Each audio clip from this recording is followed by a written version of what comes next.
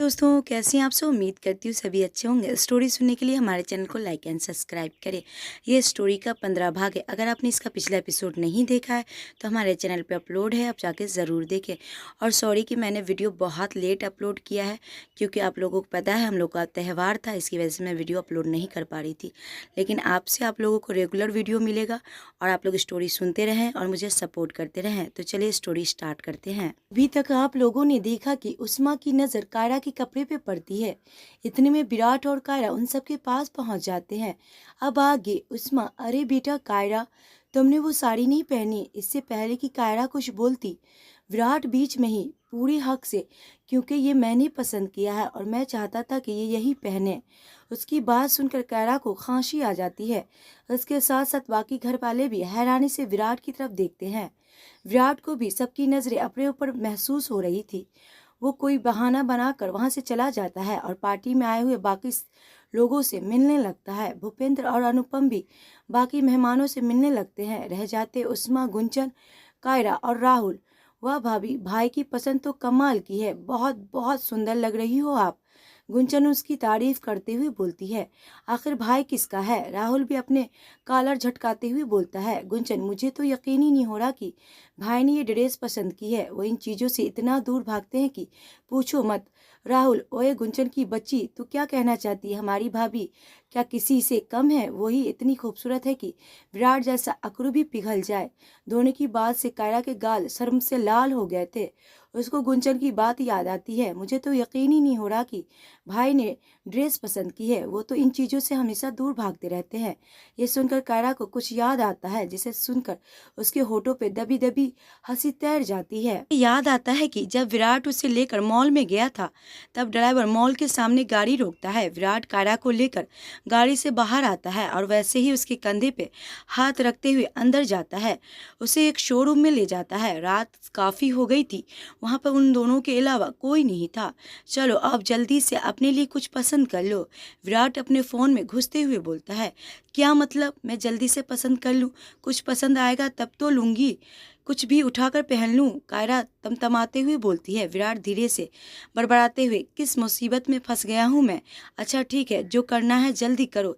इतना याद रखो कि हमें पार्टी शुरू होने से पहले पहुँचना है, ख़त्म होने के बाद नहीं। उसकी बात पर कायरा बुरी तरह से चिढ़ जाती है, पर कुछ बोलती नहीं। इतने में सेल्स गर्ल उसके पास आकर, ma'am I help you ma'am. Kaira, yes, कुछ लेडीज गाउन या वन पीस दिखाओ। इसके बाद वो लड़की एक एक करके न जाने कितने गाउन लाकर कायरा के सामने रख देती है। विराट तो फिर से अपने फ़ोन में लग गया था। हाँ, पर उसने अभी भी अपना हाथ कायरा के कंधे पे रखा हुआ था। ये कैसा है? कायरा एक गाउन अपने ऊपर लगाकर विराट से पूछती है।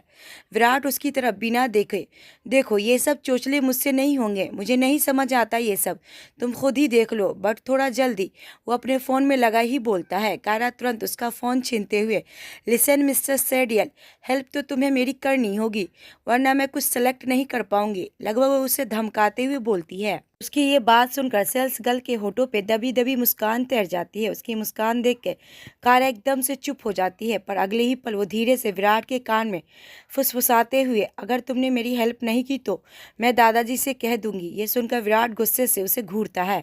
वो लड़की माहौल गर्म होता देखकर तुरंत एक गाउन ऊपर करते हुए, मैम ये ट्राई कीजिए ना, ये आप पर अच्छा लगेगा। कायरा देखती है कि वो गाउन का कलर हेवी गाउन था, देखने में भी ठीक था। ये नहीं, वो ब्लैक वाला दिखाओ। विराट तुरंत बोलता है। वाह सर, बहुत अच्छी पसंद है आपकी। कायरा भी देखती है कि वाकई वो गाउन बहुत खूबसूरत था। फाइनली इस तरीके से दोनों ने गाउन पसंद किया। सब याद आते ही कायरा के होठों पे बड़ी सी मुस्कान तैर जाती है और नज़रें खुद ब खुद विराट की तरफ जाती है, जो चेहरे पर हल्की हल्की मुस्कान लेकर लोगों से बात कर रहा था। कायरा ने उसे पहली बार मुस्कुराते हुए देखा था। वो तो देखती ही रह गई थी। उसको बात करते करते विराट की नज़र कायरा पे पड़ती है। ऐसा करने से कायरा एकदम से सकपका जाती है और तुरंत अपना चेहरा फेर लेती है। राहुल और गुंजन अभी भी अपनी नोक झोंक में लगे हुए थे। उस्मा भी अपनी एक सहेली के पास चली गई थी। बेवकूफ़ लड़की, तूने मुझे अपनी बातों में लगा दिया है और भाभी बेचारी तब से अकेली ही खड़ी है।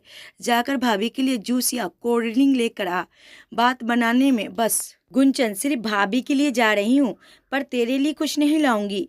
ये कहती ही वहाँ से चली जाती है। भाभी, आपका देवर कम दोस्त आपको इस बोर्डिंग सी पार्टी में बिल्कुल बोर नहीं होने देगा।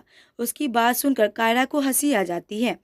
दूर खड़ा विराट दोनों को देख रहा था। गुंचन एक कोल्ड ड्रिंक का ग्लास उठाती है और जैसे ही पीछे मुड़ती है तो लगभग एक लड़के से टकरा जाती है, जिससे सारी कोल्ड ड्रिंक उस लड़के के शर्ट पे गिर जाती है। ओह, आई एम सॉरी, वो परेशान होते हुए बोलती है। गुंचन पास रखे नैपकिन उठाकर उसकी शर्ट को साफ करते हुए, पता नहीं कैसे मेरा ध्यान नहीं गया, आई एम सॉरी, वो बस सॉरी बोले जा रही थी। उसका सारा ध्यान बस शर्ट साफ करने में था, जबकि उसके सामने खड़ा लड़का बस एकटक उसे निखारे जा रहा था। वाइट कलर का वन पीस, खुले सिल्क बाल, हल्का मेकअप, आंखों में काजल, होठों पे पिंक लिपस्टिक, हाथों में डायमंड का ब्रेसलेट, कुल मिलाकर बहुत सुंदर लग रही थी गुंजन। गुंजन के खुले बाल उसके चेहरे पे आ रहे थे, जिसमें वो और भी प्यारी लग रही थी। वो एकदम से नजरें उठाकर उस लड़के की तरफ देखती है। सो सॉरी, वो लड़का तुरंत होश में आते हुए, रिलैक्स, आप खामखा परेशान हो रही है, इतनी भी कोई बड़ी बात नहीं है, सो प्लीज डोंट पैनिक, वो मुस्कुराते हुए बोलता है। गुंजन छेपते हुए, बट आपकी शर्ट, वो लड़का, यू डोंट वरी मिस, और वैसे भी ब्लैक कलर की है और यहाँ अंधेरे में किसी को कुछ पता नहीं चलेगा। ये कहता है वो वहाँ से चला जाता है। उसकी बात पर गुंजन के होठों पे स्माइल आ जाती है। वो दूसरा गिलास उठाती है और वहाँ से चली जाती है। देर रात तक पार्टी चलती है। भूपेंद्र आए हुए मेहमान से कायरा को मिलवाते हैं। पूरे पार्टी में विराट कायरा के पास भी नहीं भटकता और कायरा ने भी उसके पास जाना जरूरी नहीं समझा। बेशक दोनों एक साथ रहते थे, दोनों में थोड़ी बहुत बातचीत भी हो जाती थी, पर अभी तक कोई रिश्ता नहीं जुड़ पाया था, यहाँ तक कि दोस्ती का भी नहीं। पार्टी अच्छी तरीके से हो जाती है और उसके बाद सब घर के लिए निकल जाते हैं। पूरे रास्ते में विराट और कायरा में कोई बात नहीं होती। रात काफ़ी हो गई थी, सब लोग बस चेंज करके सो जाते हैं। हमेशा की तरह कायरा रूम में और विराट स्टडी रूम में। दूसरी तरफ अमेरिका में सुबह की लाली चारों तरफ फैल गई थी और सुबह होती के साथ ही विवेक ने अवनी को हासिल करने का प्लान शुरू कर दिया। अवनी के आने से पहले ही बाहर जॉगिंग के लिए निकल गया और एक जगह छिपकर उसका इंतजार करने लगा। कुछ ही देर में उसे अवनी आती हुई नजर आई। हमेशा की तरह हवा के झोंके की तरह विवेक के पास से गुजर गई। एक पल के लिए तो विवेक हवा में घुली उसकी महक को महसूस करने लगा और अगले ही पल वो धीरे धीरे उसके पीछे दौड़ने लगा। काफी देर तक वो पीछे दौड़ता रहा। पहले तो अवनी ने ध्यान नहीं दिया, पर फिर उसे एहसास हुआ कि कोई लगातार उसके पीछे दौड़ रहा है। वो अपने भागने की स्पीड थोड़ी कम कर देती है। विवेक भी अपने भागने की गति को कम कर देता है। अवनी तुरंत पीछे मुड़कर देखती है।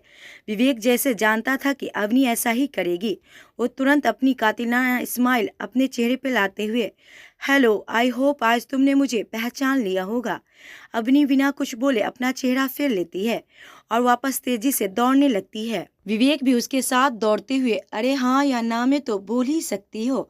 अवनी और भी तेजी से दौड़ने लगती है।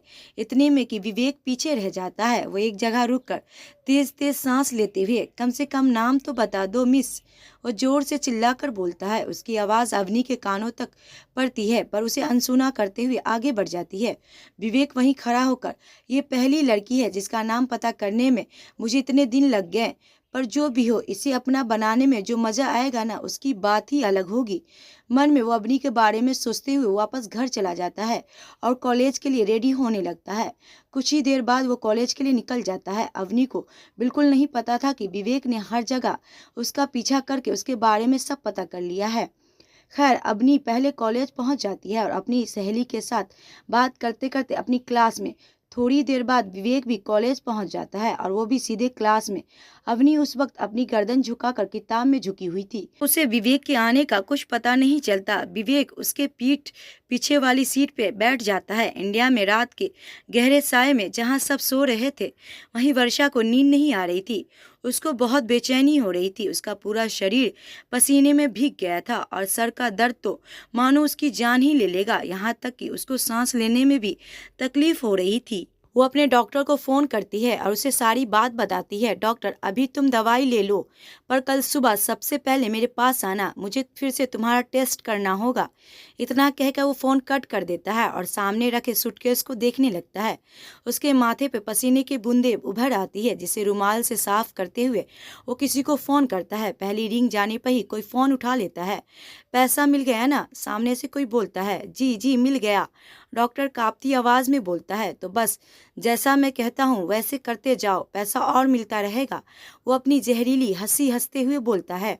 डॉक्टर पैसा का लालची नज़रों से देखते हुए, आपके कहने पर ही मैंने उस वर्षा को झूठ कहा कि उसे ब्रेन ट्यूमर है, और आपके कहने पर ही मैं उसे दवाई दे रहा हूँ जिससे वो धीरे धीरे मौत के मुंह में चली जाएगी, पर कुछ होगा नहीं। पर ये सब छोड़ो और उस लड़की को जितनी जल्दी हो ख़त्म कर दो। इतना कहकर वो फ़ोन कट कर देता है। डॉक्टर भी फ़ोन रख देता है और पैसे के बैग को अपनी तरफ खींचते हुए, सॉरी वर्षा, मुझे नहीं पता था कि तुम्हारी मौत की कीमत इतनी ज़्यादा मिलेगी मुझे। 1000 लोग मरते हैं डेली, तो उन हज़ारों में से एक तुम भी हो। वो अपनी घटिया हंसी हंसते हुए बोलता है। उधर वर्षा डॉक्टर के कहने पर जो दवाई खाई थी उसकी वजह से उसे बहुत ज़्यादा नींद आने लगती है और कुछ ही मिनटों में वो गहरी नींद में चली जाती है। अमेरिका में विवेक अवनी के कॉलेज पहुंच गया था और वो उसकी क्लास में ठीक उसके पीछे वाली सीट पर बैठ जाता है। पर इस बात का अवनी को बिल्कुल अंदाज़ा नहीं था। फिलहाल तो उसका पूरा ध्यान अपनी पढ़ाई पे था और विवेक का पूरा ध्यान सिर्फ और सिर्फ अवनी पर। कुछ देर बाद टीचर आते हैं और पढ़ाना शुरू करते हैं, पर विवेक को उससे कोई मतलब नहीं था। टीचर क्या पढ़ा रहे हैं क्या नहीं, उस तरफ तो उसका ध्यान ही नहीं था। उसका ध्यान अगर कहीं था तो वो था सामने बैठी अवनी पर। उसके बदन पर सफ़ेद टी शर्ट, टॉप और ब्लू जीन्स में वो कमाल लग रही थी और उसका परफ्यूम तो विवेक को पागल कर रहा था। उसके हाथ मचल रहे थे उसे छूने के लिए, अवनी की खुले जुल्फों के साथ खेलने के लिए। जैसे तैसे करके वो खुद पे काबू पाता है और एक गहरी सांस लेता है। कुछ देर बाद टीचर क्लास से चले जाते हैं। कुछ बच्चे क्लास से बाहर चले जाते हैं। अवनी भी अपनी सीट से खड़ी होती है। पीछे से कोई आवाज़ लगाता है। अवनी तुरंत पीछे मुड़कर देखती है तो उसकी नज़र पीछे बैठे विवेक पे जाती है, जो कि उसे ही देख रहा था। एक पल के लिए तो अवनी की नज़रें ठहर जाती है विवेक पर, लेकिन अगले ही पल वो उसे नज़रअंदाज करती हुई क्लास से बाहर चली जाती है। विवेक के होठों पे विजय में मुस्कान तैर जाती है। विवेक, उफ, मन में ये जो एक पल के लिए तुम्हारी नज़रें रुकी ना मुझ पर, ये साबित करती है कि नज़रों में तो आ गया हूँ मैं, और नज़रों से दिल और दिल से बिस्तर तक कैसे आना है ये मुझे अच्छे से पता है मिस अवनी। उधर अवनी अपने दोस्तों के साथ बात करते जा रही थी, पर कहीं न कहीं वो विवेक में अटकी हुई थी। उसे पता चल गया था कि वो उसी के पीछे कॉलेज आ गया है, पर अगले ही पल उसका ख्याल झटक देती है। इसी तरह कॉलेज का टाइम भी ख़त्म हो जाता है। अवनी वहीं से अपनी पार्ट टाइम जॉब के लिए निकल जाती है। वो एक रेस्टोरेंट में काम करती थी। विवेक भी वहीं से उसके पीछे पीछे निकल जाता है। कुछ ही देर में अवनी रेस्टोरेंट पहुंच जाती है। वो अंदर जाती है और सबसे पहले अपने मनपसंद की गोल्ड कॉफ़ी पीती है। उसके बाद वो अंदर किचन में जाती है। तभी विवेक भी वहां पहुंच जाता है। उसकी नज़रें बस अवनी को तलाश कर रही थी। तभी अवनी अपनी रेस्टोरेंट वाली ड्रेस पहनकर बाहर आती है। विवेक तो बस देखता ही रह जाता है उसे। पिंक शॉर्ट, वाइट टॉप, बालों की पौनी बनाई हुई थी और उस पर पिंक कलर का कैफ। अवनी अपनी कैप सही करते हुए बाहर आती है और अपना काम करने लगती है। अभी तक उसने विवेक को नहीं देखा था। विवेक भी जल्दी से अपनी यूनिफॉर्म पहनकर बाहर आता है। उसे भी सर पर कैप पहन रखी थी। वो भी अवनी के साइड में जाकर अपना काम करने लगता है। वो कस्टमर के लिए गोल्ड कॉफ़ी बना रहा था और अपनी ग्लास साफ कर रही थी। विवेक हल्का सा उसके करीब जाकर, give me 1 glass please miss. Avni एकदम से कांच का गिलास उठाकर पीछे पलटती है तो अपने पीछे विवेक को देखकर वह हैरान रह जाती है। यहाँ तक कि वो कांच का गिलास उसके हाथ से छूट जाता है और नीचे गिर जाता है। पर विवेक एकदम से नीचे बैठकर वो गिलास अपने हाथ में थाम लेता है और अपनी कोशिश भरी नज़रों से अवनी की तरफ देखते हुए, ध्यान से मिस अवनी, अपने हाथ बांधते हुए, तो तुम मेरा पीछा कर रहे हो? वो अपने पूरे एटीट्यूड के साथ बोलती है। विवेक अपनी कातिलाना स्माइल के साथ, जी नहीं, पीछा नहीं कर रहा हूँ, तुम्हारी तरफ खींचा चला आ रहा हूँ। वेरी फनी, ये कहते हुए वो अपना चेहरा फेर लेती है और अपना काम करने लगती है। विवेक भी अपना काम करने लगता है। बीच बीच में दोनों की नज़रें मिल रही थी, पर बातचीत न के बराबर। खैर, दोनों अपना काम खत्म करते हैं और फिर घर जाने के लिए निकलते हैं। विवेक को ये था कि अवनी कुछ तो बात करेगी, पर अवनी तो उसे इग्नोर करके निकल जाती है, जैसे जानती ही ना हो। विवेक वहीं खड़ा तब तक उसे देखता है जब तक वो देख सकता था। उसके बाद वो भी अपने घर चला जाता है, पर मन में वो बहुत खुश था। उसके खुद पर यकीन था कि वो बहुत जल्द वो अवनी को हासिल कर लेगा। रात काफ़ी हो गई थी और ज़िंदगी में पहली बार उसने काम किया था, तो वो घर जाते ही बिस्तर पर गिर गया और नींद के आगोश में चला गया। जहाँ अमेरिका में रात गहरी हो गई थी, वहीं इंडिया में सुबह होने वाली थी। इंडिया में सुबह का वक्त सूरज अपनी लाली चारों तरफ बिखरने के कगार पर था। खिड़की से आती हल्की हल्की रोशनी कायरा के चेहरे पे पड़ती है, जिससे उसकी नींद खुलती है। वो अंगड़ाई लेते हुए उठती है। उसके खुले बाल चेहरे पे आ रहे थे, इसमें वो बहुत प्यारी लग रही थी। वो उठती है और अब कमरे में लगे खिड़की खोलती है, जो पीछे गार्डन की तरफ खुलती थी। जैसे वो खिड़की खोलती है तो एक ठंडी हवा का झोंका उसे छू कर चला जाता है, जिससे वो एकदम से तरोताजा हो जाती है। उसके बाद सिल्क बाल हवा से लहर रहे थे। उसे समझ नहीं आ रहा था कि बाहर सूरज की लाली ज्यादा खूबसूरत थी या उसके गाल की लाली। गार्डन में लगे गुलाब के फूलों पर रंग बिरंगी तितलियां मंडरा रही थी और कायरा मुस्कुराते हुए उन्हें देख रही थी। इस बात से अनजान की दो जोड़ी आंख उसे देख रहे हैं, और वो कोई और नहीं, विराट की आंखें हैं। दरअसल विराट गार्डन में टहल रहा था, उसके साथ राहुल भी था। वो दोनों बात करते करते इधर से उधर घूम रहे थे। वो बात कर ही रहे थे, तभी कायरा खिड़की खोल देती है, पर वो उन दोनों को देख नहीं पाती, जबकि राहुल कायरा को देख लेता है। वाओ यार, भाभी कितनी ब्यूटीफुल है, वो कायरा की तरफ देखते हुए बोलता है। उसकी बात सुनकर पहले तो विराट हैरानी से उसकी तरफ देखता है और फिर उसकी नज़रों का पीछा करते हुए एक पल के लिए तो कायरा को देख उसकी नज़रें भी अटक जाती है उसके चेहरे पर। राहुल, कैसा अजीब इंसान है तू, इतनी सुंदर वाइफ मिली है और तू यहाँ गार्डन में टहल रहा है। तेरी जगह मैं होता तो उठता ही नहीं उसके पास से। विराट एकदम से उसकी तरफ देखता है। उसकी नज़रों में थोड़ा गुस्सा था, जो कि राहुल भी समझ गया था। अरे यार, मजाक कर रहा हूँ, चिढ़ क्यों रहा है। गुड मॉर्निंग भाभी, राहुल चिल्लाकर बोलता है। यूं कहे कि विराट के गुस्से से बचने के लिए कोशिश कर रहा था। राहुल की आवाज़ से कायरा उसे देखती है। उसकी नज़र विराट पे पड़ती है, जो कि उसे ही देख रहा था, पर कायरा को देखते ही वो अपनी नज़रें फेर लेता है। गुड मॉर्निंग, कायरा धीरे से बोलती है और अंदर आ जाती है। राहुल भी अंदर चला जाता है। विराट मन में ये राहुल भी ना कुछ भी बकवास करता है, ये सोचते हुए वो भी अंदर चला जाता है। कायरा आईने के सामने खड़ी अपने बालों को बांध रही थी, पर दिमाग में कल रात की घटना घूम रही थी। कैसे उसके ब्लाउज के हुक टूट गए थे और विराट ने किस तरह उसकी हेल्प की। खास करके विराट का सबके सामने ये कहना कि ये कपड़े मैंने पसंद किए हैं और मैं चाहता था कि ये वही पहने। ये सब सोच ही रही थी कि तभी विराट कमरे में आता है और सीधे स्टडी रूम में चला जाता है। कायरा अपने बाल बांधती है, अलमारी से अपना टॉवल निकाल कर वॉशरूम में जाने लगती है। ठीक उसी वक्त विराट भी अपने कंधे पर टॉवल लटकाए हुए बाहर आता है और वो भी वॉशरूम में जाने लगता है। दोनों ही एक दूसरे से टकरा जाते हैं। आउच! दोनों ही एक दूसरे को घूरते हुए पहले मैं जाऊंगी, दोनों एक साथ बोलते हैं। विराट, मुझे ऑफिस जाने में देर हो रही है, इतना कहकर वो आगे बढ़ जाता है और कायरा शांति से अपने कदम पीछे ले लेती है। विराट नहाने चला जाता है और कायरा कमरे में रखे सोफे पर बैठ जाती है। तभी उसकी नज़र टवल पर रखी एक फाइल पे पड़ती है। दूसरी तरफ वर्षा को अपनी हालत ठीक नहीं लग रही थी। डॉक्टर के कहने के अनुसार वो सुबह रेडी होकर उसके क्लिनिक चली जाती है। पिंक कलर का सूट पहना हुआ था उसने और बालों को गूंथ कर ढीली चोटी बनाई हुई थी। वो थोड़ा जल्दी ही क्लिनिक पहुंच गई थी। अभी तक डॉक्टर नहीं आया था। हाँ, पर उसका असिस्टेंट राघव वहाँ पे मौजूद था, जो कि आज ही वहाँ पर आया था। वर्षा गेट नॉक करते हुए अंदर जाती है। राघव का चेहरा दूसरी तरफ था और पीठ वर्षा की तरफ। एक्सक्यूज मी डॉक्टर मेहरा, वर्षा की आवाज़ सुनकर राघव पीछे मुड़कर देखता है। सॉरी, वो तो अभी तक नहीं आए हैं। ओह अच्छा, और आप? वर्षा उससे सवाल करती है। राघव, मैं उनका नया असिस्टेंट हूँ, आप अंदर आकर भी वेट कर सकती हैं। राघव मुस्कुराते हुए बोलता है। वर्षा भी अंदर आके बैठ जाती है, पर घर पर कायरा की नज़र उस फाइल पे पड़ती है तो उसके होठों पे मुस्कान तैर जाती है। उसे कल रात की बात याद आती है कि कैसे कल रात विराट स्पीकर ओपन करके अपने मैनेजर से बात कर रहा था। उसे नहीं पता था कि कायरा बाहर ही खड़ी है। मैनेजर सर, प्लीज़ आप किसी तरह भी उस फाइल पर मैम के साइन लेकर आना। आप 2 दिन से फाइल लेकर जा रहे हैं और हर बार बिना साइन करवा कर ही ले आते हैं, पर आज उस फाइल पर। विराट बीच में ही खिंचते हुए ओह शट अप, ये कहता हुआ फ़ोन कट कर देता है। कायरा को जब ये सब याद आता है तो उसे हंसी आ जाती है। वो फाइल उठाती है और अपना साइन करके वो ऐसे ही रख देती है। तभी विराट नहाकर बाहर आता है। उसके बाहर आते ही कायरा नहाने चली जाती है। विराट ऑफिस के लिए रेडी होने लगता है और रेडी होने के बाद वह स्टडी रूम में अपना कुछ सामान लेने जाता है। कुछ ही देर बाद कायरा भी बाहर आती है और वो आईने के सामने जाकर रेडी होने लगती है। लगभग 10 मिनट बाद विराट बाहर आता है। तब तक कायरा भी रेडी हो गई थी। विराट की नज़र उस फाइल पे पड़ती है। तब उसे याद आता है कि इस पर तो कायरा के साइन चाहिए। ये याद आते ही मन में सिट यार, इस लड़की से साइन करवाना मतलब हिमालय चढ़ना। ये सोचते हुए वो फाइल उठाकर जैसे ही खोलता है तो उस पर पहले से ही कायरा के साइन देखकर हैरान रह जाता है।